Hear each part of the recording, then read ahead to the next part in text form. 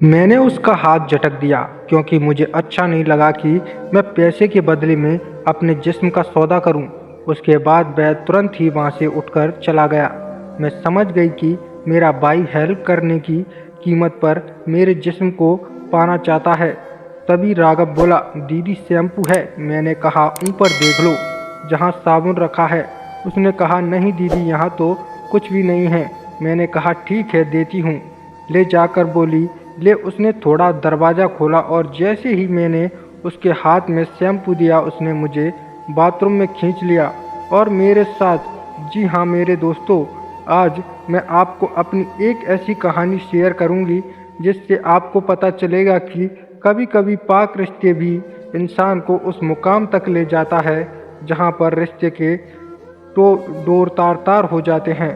मेरी ज़िंदगी की ये कड़ी सच्चाई है, आज मैं आपको सुना रही हूँ। हेलो दोस्तों, मेरा नाम रीना है और मैं 35 साल की हूँ। मेरे पति का देहांत 2 साल पहले ही हो गया है।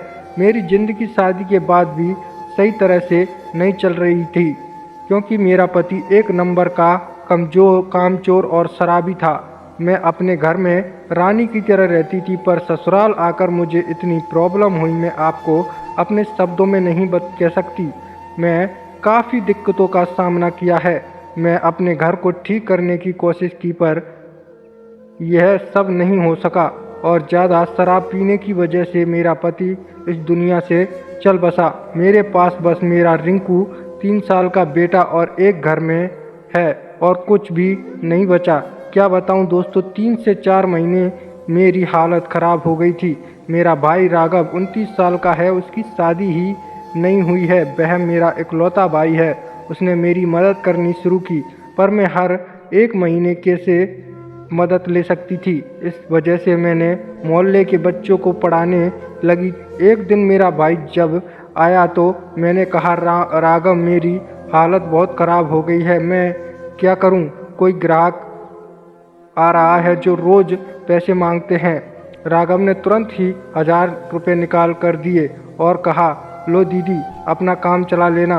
पर उसने पैसे के साथ वह मेरे ऊपर गलत नज़र रखने लगा और कहा, जब भी ज़रूरत हो बता देना। मैंने उसका हाथ झटक दिया क्योंकि मुझे अच्छा नहीं लगा कि मैं पैसे के बदले अपने जिस्म का सौदा करूं। उसके बाद वो तुरंत ही वहाँ से उठकर चला गया। फिर कई दिनों तक फ़ोन नहीं किया। फिर मैं भी एक दिन उसको फ़ोन किया और कहा कि बहुत दिन हो गए हैं, आ जाओ। तो वह शाम को आया, पर वह मुंह बनाकर रखा था। मैंने उसे कहा, क्यों नाराज़ है अपनी बहन से? मेरा इस दुनिया में तेरे सिवा और कोई है ही कौन? अगर तू ही नाराज़ हो गया तो मैं किसको अपना दर्द बांटूंगी? वो बोला, कहीं कहती हो अपना प्राकृतिक परायों की तरह से हो, परायों की तरह। मैं जब आपकी ज़रूरतों को समझ सकता हूँ तो आप क्यों आंख मंड लेती हो? अगर झटक देती हो जब मुझे आपकी ज़रूरत होती है। मैं समझ गया कि मेरा भाई हेल्प करने की कीमत पर मेरे जिस्म को पाना चाहता है। मैं 5 मिनट के लिए चुप हो गई और सोचने लगी कि क्या होगा आगे।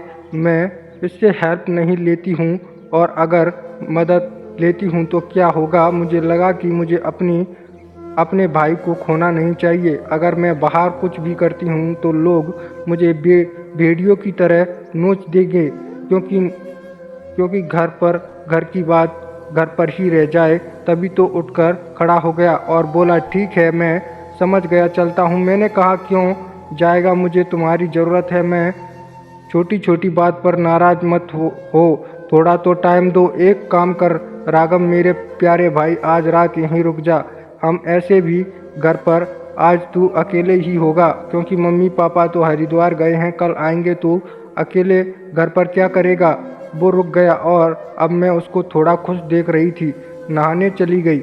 जब मैं बाथरूम में वापस आई तो मेरी नज़र अचानक राघव के ऊपर पड़ी, तो मुझे ऊपर से नीचे तक घूर रहा था। मैं मेरा गोरा जोड़ा सीना, बाल खुले हुए, वो तो बिना पलक झपकाए हुए देख रहा था। मैंने कहा, तू भी नहा ले, तब मैं खाना बना रही हूँ। वो उठा और तौलिया वहीं पर छोड़ गया और नहाने के लिए चल पड़ा। गैलरी में थोड़ी सी गली थी जहाँ बाथरूम जाया जाता है। मैं वहीं अपने आने को देख बाल सुखा रही थी और वहाँ पर अंदर चला गया। मैं वैसे ही बाल सुखा रही थी तभी राघव बोला, दीदी शैम्पू है। मैंने कहा, ऊपर देख लो जहाँ साबुन रखा है। उसने कहा, नहीं दीदी, यहाँ तो कुछ भी नहीं है। मैंने कहा, ठीक है, देती हूँ। मैं जाकर बोली, लो। उसने थोड़ा दरवाज़ा खोला और जैसे ही मैंने उसके हाथ में शैम्पू दिया तो वो मुझे अंदर खींच लिया और करना चालू कर दिया। मैं भीग गई क्योंकि कपड़ा चिपक गया था। मैं चुपचाप खड़ी रही।